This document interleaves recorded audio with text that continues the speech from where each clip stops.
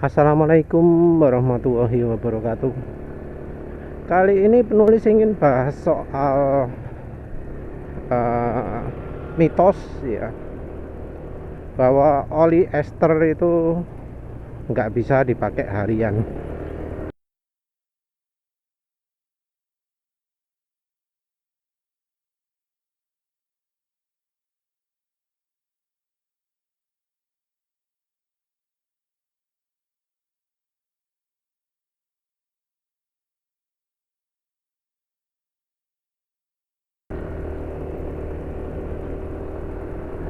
uh, yang apa ya, menimbulkan mitos ini nggak tahu ya sumbernya dari mana.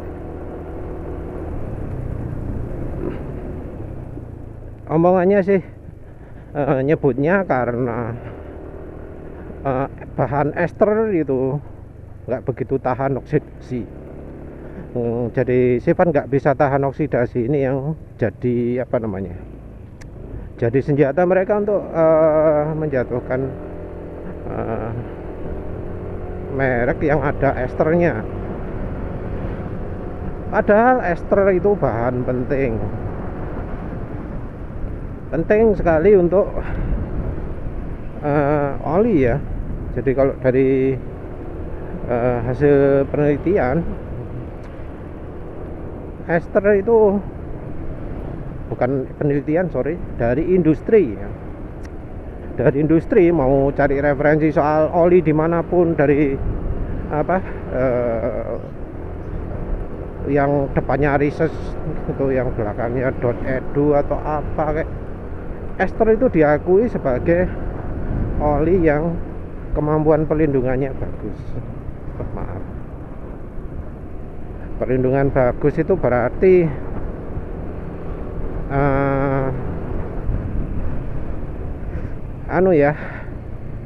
nggak aus ya, jadi mencegah aus. Yang namanya oli itu kan apa ya, fungsi utamanya mencegah aus. Tapi ya tentu ujinya nggak pakai itu ya, nggak pakai apa namanya, apa sih, one arm bandit, apa nama resminya,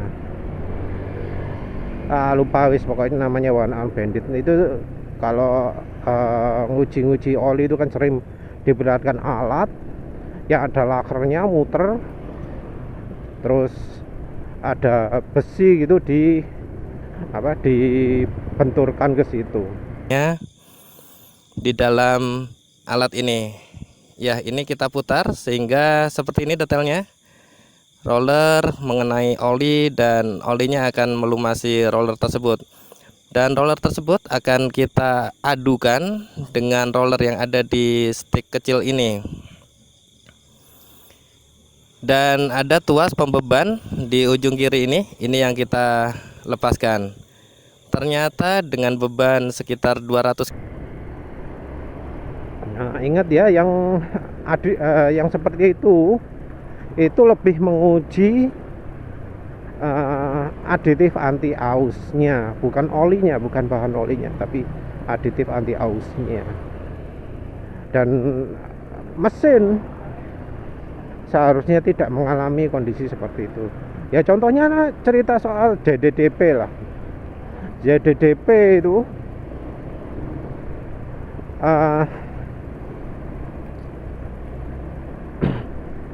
pernah kan ada kasus API SG ya, lupa wis, pokoknya API itu meningkat, diminta untuk mengurangi kandungan JDDP. Jadi standar API ini makin tinggi, JDDP nya dikurangi. Nah, apa yang terjadi? Bagian yang noken sebut flat tapet, noken as gitu ya, flat tapet, pelatuk yang flat itu yang jadi cepat aus. Nah, kondisi realnya seperti itu. Jadi waktu ZDDP dikurangi, yang jadi masalah utama adalah pelatuknya. Nah, sementara yang diuji oleh aditif oli yang didemokan itu pakai warna unbanded itu bukan anunya, bukan efek ZDDP-nya. Jadi harusnya kalau realistis sesuai dengan kenyataan, ya harusnya oli biasa dengan ZDDP cukup nggak akan bikin aus. Kalau sampai terjadi aus itu berarti kondisinya sudah melebihi kondisi real motor. Jadi demo-demo BM1, demo apalagi ya, aditif apa sih, Lupromax kayak gitu-gitu, itu kan kondisinya terlalu ekstrim, nggak sesuai kenyataan. Kendaraan nggak harusnya mengalami hal itu. Dan aditif itu bekerja pada suhu tinggi ya. Jadi pada waktu ZDDP dikurangi, itu kan ngasih aditif EP juga, tapi ya ternyata nggak seefektif ZDDP. Ya pabrikan pusing juga nyari solusi pengganti ZDDP ini. Kalau dari pabrikannya gimana ngatasinya? Pabrikan mobil ngatasinya ya itu dikasih pelapis ya, dilapisi apa ya, entah nikel entah apa, pokoknya dikasih pelapis biar komponen itu awet. Nah kalau di motor kan nggak ada itu ya, cuma mobil tok. Di motor siapa yang melakukan? Paling di motor mahal tok. Kalau yang motor murah enggak.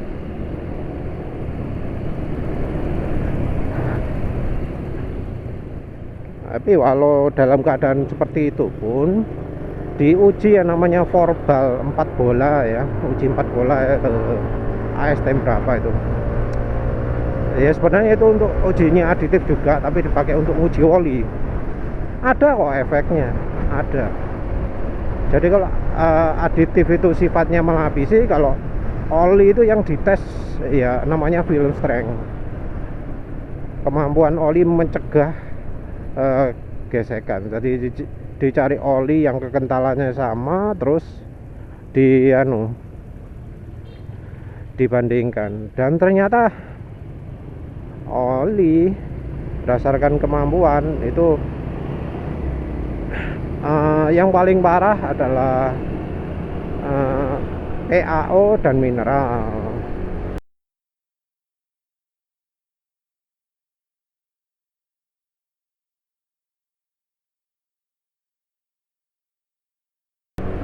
Jadi poli alpha olefin ya, PAO, oli yang terkenal sintetik itu ternyata sama saja kemampuannya dengan mineral. Mineralnya entah grup berapa ya, nggak disebut ya, kemungkinan sih grup 3 atau grup 2, bukan grup 1, karena ya biasanya membandingkan gitu cari yang lebih tinggi kan. Terus yang kemudian lebih baik adalah POE dan minyak nabati, vegetable oil apa itu disebut apa, minyak nabati itu lupa, pokoknya minyak nabati ya.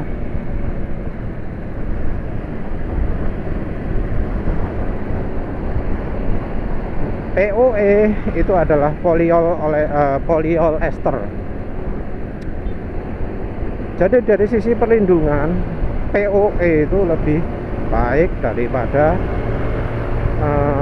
PAO maupun mineral. Jadi lebih baik dari semuanya itu.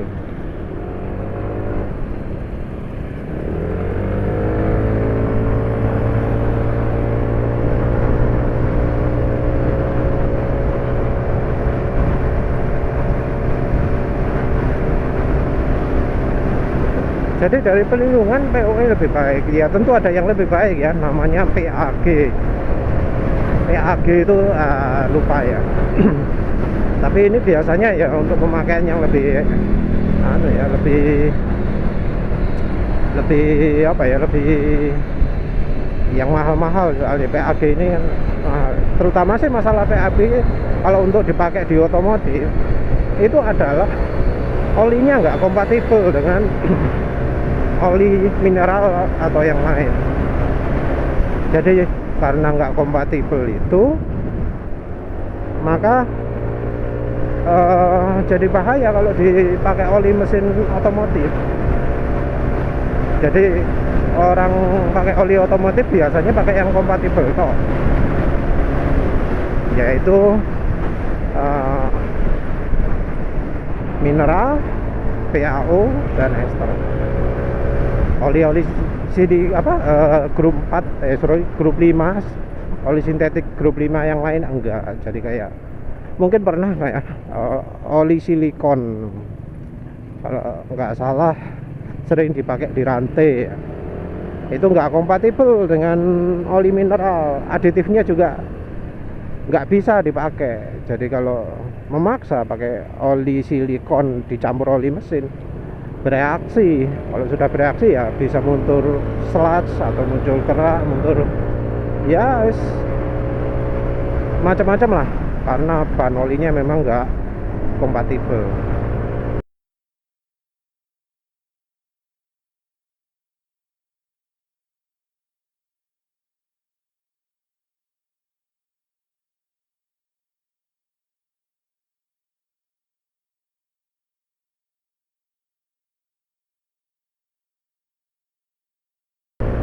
Nah, kembali lagi penjelasan soal bahan olinya, apa namanya, ester ini. Ester bisa dipakai harian nggak? Ya bisa lah. Kan apa namanya, untuk mengurangi oksidasi kan sudah ada aditifnya sendiri. Aditifnya disebut dengan nama ZDDP ini kan. Jadi ZDDP itu adalah aditif yang selain anti aus juga untuk mengurangi oksidasi. Ya, karena multiguna ini makanya banyak oli pakai ZDDP.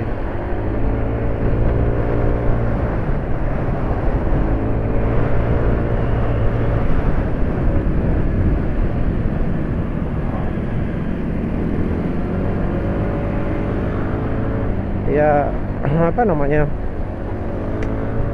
ester ya tentu bisa lah dipakai untuk harian, ada buktinya. Jadi ada oli namanya Redland ya, dia jualan oli macam-macam ya. Dia punya oli dari grup 3, PAO campur ester, dan ester.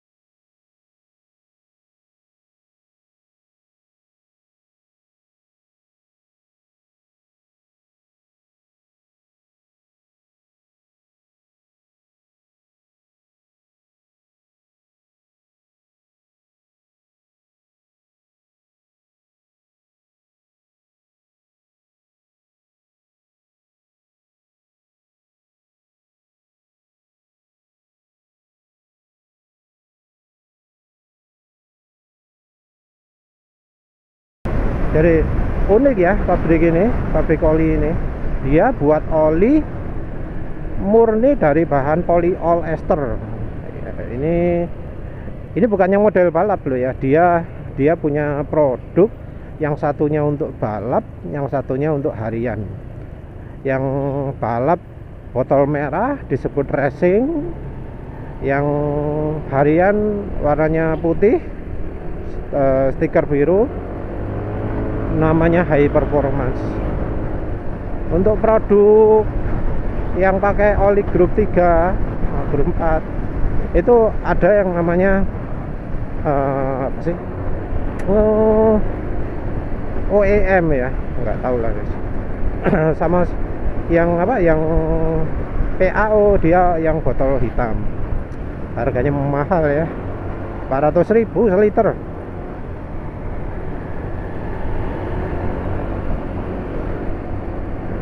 Ya paling nggak itu lebih masuk akal daripada Delta Loop lah ya. Jadi ada nggak yang udah nyoba ini, nyoba oli ini? Ada, nyoba di Aerox. Wah, tak acungi jempol ya, kayak air apa, motor Aerox olinya harga 400.000. Wah wis.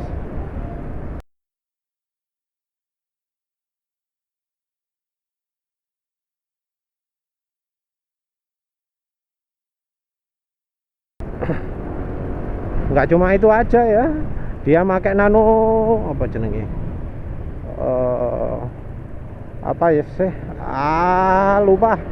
Wis pokoknya yang untuk tambal-tambal bolong itu loh,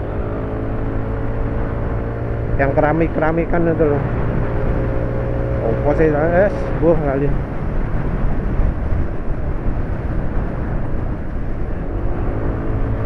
Ini makanya sampai 5.000. Waduh, hebat ya. Sampai 5.000, tapi ya tentu penulis nggak tahu sendiri kondisi mesinnya kayak gimana, suara kasar halusnya gimana. Nah, apa, penulis anggap wajar ini bukan karena penulis sudah pernah coba pakai ester ini ya, oli ester ini, oli Redline High Performance ini, bukan karena itu, tapi karena apa? Karena penulis ya termasuk membernya grup oli minyak goreng sebagai aditif oli mesin. Nah di situ minyak goreng ada yang pakai 100%, 100% untuk mobil, untuk motor ada. Minyak goreng sama sekali tanpa aditif, utuhan, langsung dari bungkus tuang, ada. Padahal harusnya kan yang namanya oli mesin itu butuh pakai aditif macam-macam. Nah ini ekstrim 100%. Ya nggak ada masalah tuh sama motornya. Nah kalau penulis sendiri ya nggak termasuk ya, memang masih ingin dicampuri karena ya penulis butuh aditifnya, butuh apa namanya, butuh nggak sampai hilang itu. Kalau soalnya kalau aditifnya hilang, penulis merasa kurang. Lawang oli aja, bahan oli grup 3, oli PAO itu saja masih ada aditifnya. Masa yang apa namanya, yang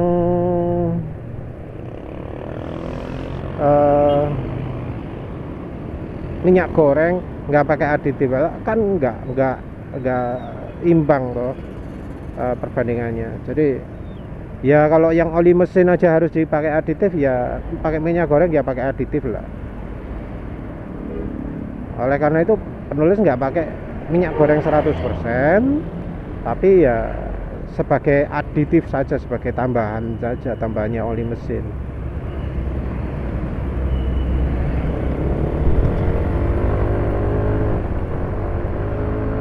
Ya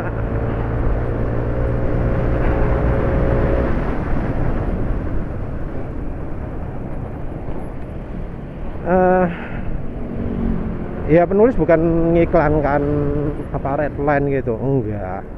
Ini cuma sebagai bukti aja lah, bukti apa, bahwa ester pun bisa dipakai harian. Ada kok yang pakai ester itu, bukan untuk keperluan balap tapi untuk harian. Ada yang memprotes ya, memprotes apa nih, mengkritik ya, katanya oli sembarang bisa, mau pakai sembarang bisa. Ya nyatanya tidak. Nyatanya tidak. Oke, penulis belum pernah coba yang mahal-mahal, yang soalnya yang dibandingkan itu semuanya oli mahal itu. Oli kayak apa, Royal Purple, Minim Pennzoil masih ada nggak? Nggak ada. Ada Mobil One di sana dianggap oli murahan. Ya, lah sing paling murah Mobil One ya ngomong saenake wis. Coba yang paling murah misalnya ya Malup gitu, AHM Oil gitu, CJ mana ngomongnya. Yang bandingkan oli itu ngomongnya pakai oli sembarang aja cukup ya, karena yang dia uji olinya masih bagus, masih oli yang apa, standarnya tinggi, karena dia nggak merasakan pakai oli jelek gimana.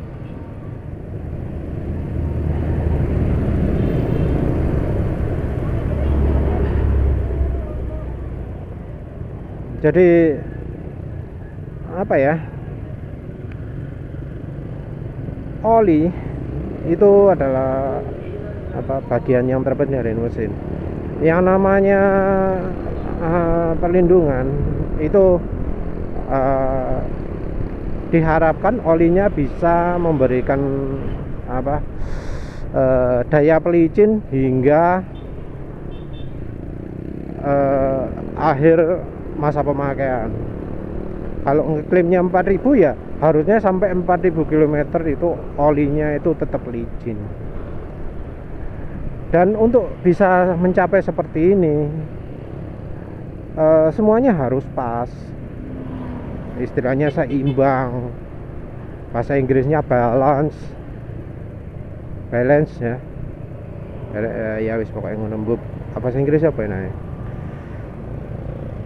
Jadi butuh yang seimbang. Dan ini tergantung dari masing-masing pabrikan.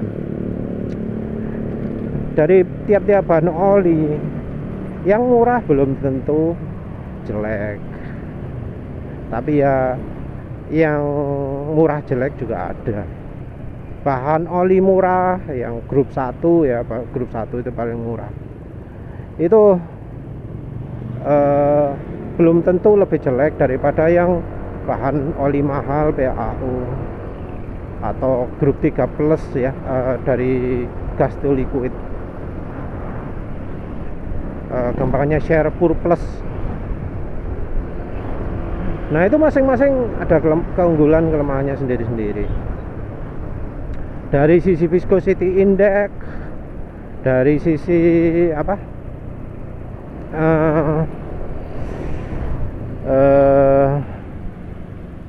apa ya, oh ya, stabilitas ya, antioksidasinya, stabilitas suhu panas, itu oli grup 3 plus pun sudah cukup dari bahan gas to liquid.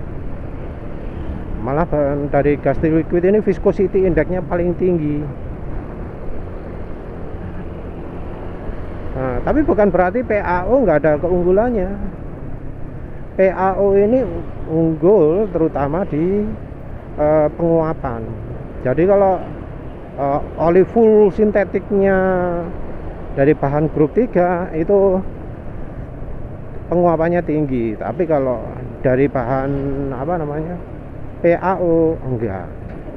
Nah sekarang ini banyak pabrikan yang sudah kayaknya pindah nggak pakai PAO lagi. Mereka nggak sebut PAO sih dibungkus olinya, jadi yang nggak salah kalau mereka ganti resep, nggak salah kalau mereka itu pakai bahan yang lebih murah. Jadi walau harga olinya 200 ribuan, bisa aja yang apa, yang buat itu pakai dari bahan grup 3 plus ya. ya jangan harap maksimal ya. Kalau grup 3 plus saja ada kalau keunggulan dan kelemahan. Nah, juga dari film strength. Kalau biasanya orang ngomong dari grup 1, 2, 3, grup 1 itu paling rendah, grup 3 itu paling tinggi, ya salah ya. Soalnya dari film strength justru grup 1 yang paling tinggi. Oke, paling nggak murni, paling parah oksidasinya. Tapi selama kita pakai olinya memperhatikan batas kapan dia teroksidasi, bagus oli grup 1 itu. Di motor normal kayaknya ya, Mesran Super itu bisa melindungi mesin sampai 3.500 km, kan bagus itu.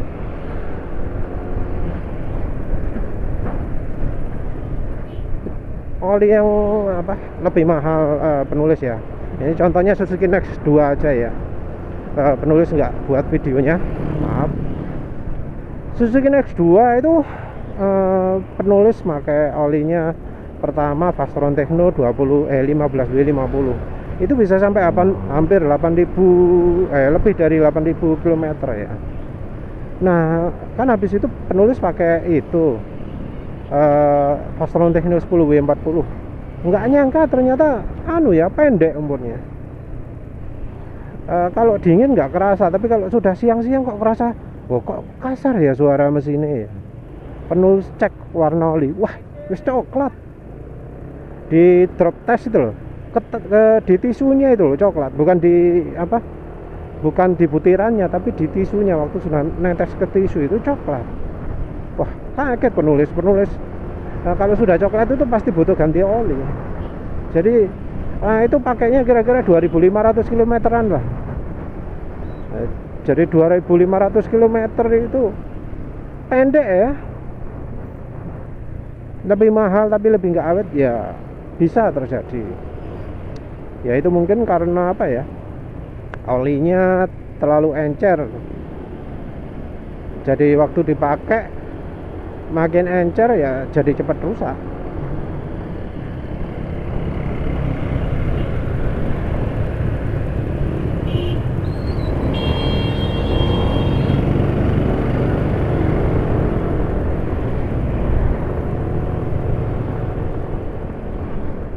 Ya, kembali lagi ke oli ester ya.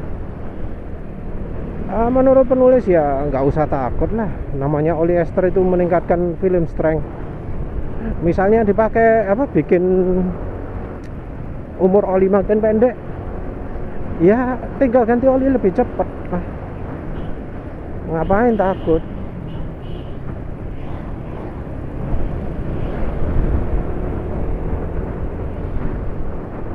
Itu motor nggak ada speedonya, nggak pakai helm, ya gitulah coba ya, orang ngawur. Sorry, nggak ada spion ya. Kok nggak ada speedo, nggak ada spion. Belok, lihat ke belakangnya juga seenak nonton, asal lihat ya. Wis kayak gitulah orang-orang sini, makanya nggak berani kencang-kencang kalau lihat sini. Bahaya, orangnya ngawur-ngawur, kamikaze semua. Soalnya ya penulis sudah beberapa kali celaka di sini ya.